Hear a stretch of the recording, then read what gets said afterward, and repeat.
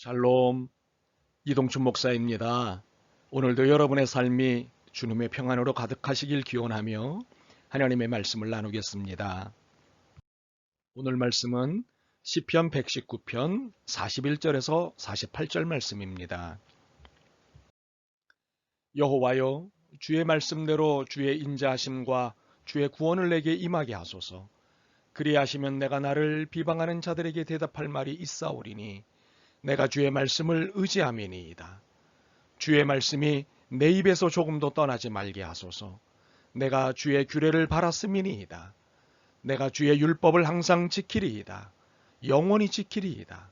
내가 주의 법도들을 구하여 싸우니 자유롭게 걸어갈 것이오며 또 왕들 앞에서 주의 교훈들을 말할 때에 수치를 당하지 아니하겠사오며 내가 사랑하는 주의 계명들을 스스로 즐거워하며 또 내가 사랑하는 주의 계명들을 향하여 내 손을 들고 주의 율례들을 작은 소리로 읊조리리이다.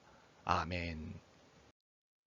시편 119편 41절에서 48절 말씀을 본문으로 말씀이 자유입니다 라는 제목의 말씀을 나누겠습니다. 인간이 자유를 말하는 것은 당연한 것일까요? 아니면 건방진 것일까요? 또는 신나는 것일까요? 아니면 우스운 것일까요? 사실 이 질문의 근본적인 질문은 인간은 하나님 앞에 자유로울 수 있는가? 라는 질문입니다. 이 질문에 대한 답이 무엇이냐에 따라 인간이 자유를 말하는 것은 당연할 수도 있고 건방질 수도 있습니다. 신날 수도 있고 우스울 수도 있습니다. 자, 인간은 하나님 앞에 자유로울 수 있을까요? 네, 자유로울 수 있습니다. 하나님이 인간인 우리에게 주신 것, 원하시는 것은 자유이기 때문입니다. 우리는 일반적으로 하나님은 우리의 자유를 억압하시는 분으로 이해합니다. 왜냐하면 하나님은 순종을 원하신다는 신앙 이해를 갖고 있기 때문입니다. 이 이해가 잘못됐다고 볼 수는 없습니다. 하나님은 순종을 원하시기 때문입니다.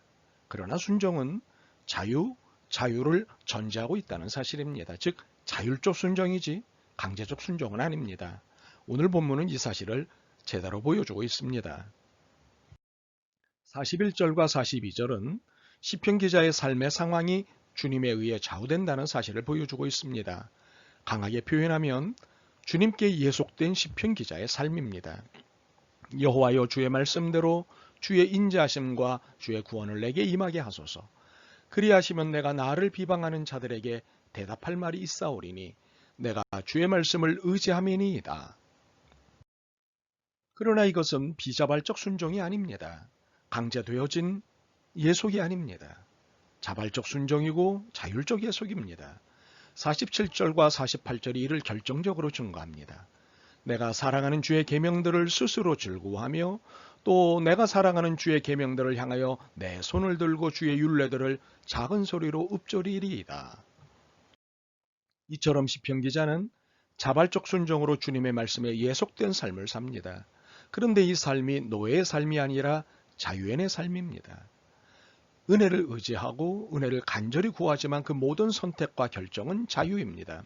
말씀을 따르겠다는 것은 자유인으로서의 선택이고 결정입니다. 시편 기자의 삶은 자유인의 삶입니다. 45절입니다. 내가 주의 법도들을 구하여 싸우니 자유롭게 걸어갈 것이오며. 우리는 시편 기자가 고백하는 자유를 은혜를 경험한 자유라고 칭할 수 있습니다. 우리가 은혜를 경험하는 극단의 상황은 위험입니다. 죽음과 맞닥뜨리게 될 경우 우리는 은혜를 기대합니다. 그리고 은혜에 의해 죽음을 모면했을 때 우리는 은혜를 경험한 자가 됩니다. 그 은혜의 경험이 향후 위험에 대한 공포를 줄여주는 것을 경험하게 됩니다. 이렇게 공포로부터의 벗어나는 모든 과정이 자유입니다. 그렇습니다. 자유는 내가 무엇으로부터 벗어나는 것을 의미합니다. 즉 위험, 공포, 죄, 불의, 악 등으로부터 벗어나는 것입니다. 41절을 봅니다. 그리하시면 내가 나를 비방하는 자들에게 대답할 말이 있사오리니 내가 주의 말씀을 의지함이니이다. 46절도 봅니다. 또 왕들 앞에서 주의 교훈들을 말할 때에 수치를 당하지 아니하겠사오며. 그런데 우리가 종종 착각하는 것이 있습니다. 자유란 그 어느 것에도 전혀 종속되지 않는 독립성과 스스로 문제 해결을 할 수 있는 힘을 지닌 자력과 모든 것을 독자적으로 결정할 수 있는 자결권이 보장된 상태라고 이해합니다. 그 어느 것에도 간섭받지 않는 것을 자유라고 이해합니다. 과연 이런 이해는 바른 것일까요? 아닙니다. 이러한 이해는 무인도에 혼자 살거나 그 어떤 관계도 맺지 않고 사는 사람만이 생각할 수 있는 이해입니다. 관계적 존재로서의 인간은 결코 이런 자유 이해를 가질 수 없습니다. 자유는 내 자유만 있는 것이 아니기 때문입니다. 타인의 자유도 있기 때문입니다. 그래서 우리는 나만의 자유가 아닌 우리의 자유를 말해야 합니다. 그리고 우리 안에 나의 자유를 말할 수 있는 것입니다. 우리는 이를 책임적 자유라고 부릅니다. 더욱이 이러한 이해는 인간끼리만 소용되는 것이 아닙니다. 주님과의 관계에서도 마찬가지입니다. 주님과 나는 우리입니다. 우리는 이 사실을 요한일서 4장 15절과 16절을 통해 확인할 수 있습니다.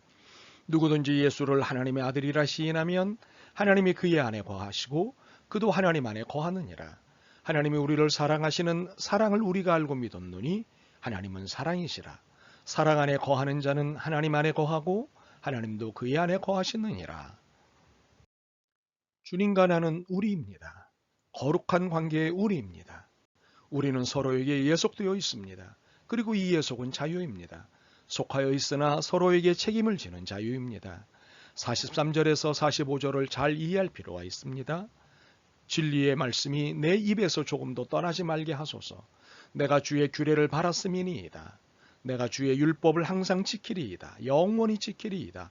내가 주의 법도들을 구하였사오니 자유롭게 걸어갈 것이오며. 전혀 부자연스럽지 않은 자유입니다. 말씀이 보장해 주시는 은혜로 마음껏 자유를 누릴 수 있는 삶을 내가 사는 것입니다. 누구에게도 당당한 자유를 누리는 것입니다. 참으로 은혜로 누리는 자유입니다. 그러므로 우리는 주님의 은혜에 종속되는 것이 행복이고 종속되면 종속될수록 더 놀라운 자유를 갖게 된다는 것을 깨닫게 됩니다. 이를 깨달은 시편 기자의 48절 표현은 아름답습니다. 또 내가 사랑하는 주의 계명들을 향하여 내 손을 들고 주의 율례들을 작은 소리로 읊조리리이다. 세 번역을 한 번 더 읽어드리겠습니다. 주님의 계명들을 내가 사랑하기에 두 손을 들어서 환영하고 주님의 율례들을 깊이 묵상합니다. 그러므로 하나님의 말씀에 순종한다는 것을 내 자유를 뺏기거나 억압당하는 것으로 이해하지 않길 바랍니다. 말씀에 속한다는 것은 위험과 공포와 죄와 불의와 악 등으로부터 벗어나는 것이므로 진정한 자유를 누리게 되는 것입니다. 요한복음 8장 32절에서 이를 분명히 확인할 수 있습니다. 진리를 알지니 진리가 너희를 자유롭게 하리라. 기억하십시오. 진정한 자유는 하나님의 말씀 안에서만 누릴 수 있습니다. 말씀 밖에서는 결코 누릴 수 없습니다. 그렇기에 여러분을 주님의 말씀으로 초대합니다. 두 손 들고 어서 오십시오. 아멘. 주님, 말씀대로 살면 삶이 위축되고 자유가 박탈된다고 생각했습니다. 그러나 무지함이 가져온 오독이요 오해임을 깨달았습니다. 진정한 자유는 말씀에 붙잡힐 때 얻을 수 있고 누릴 수 있다는 사실을 깨달았습니다. 이제 말씀에 붙잡힌 삶, 말씀에 순종하는 삶을 통해 진정한 자유를 누리는 삶을 살게 하옵소서. 저희의 연약함을 도와주옵소서. 예수 그리스도의 이름으로 기도드립니다. 아멘. 오늘도 여러분의 믿음과 삶을 응원합니다. 사랑합니다.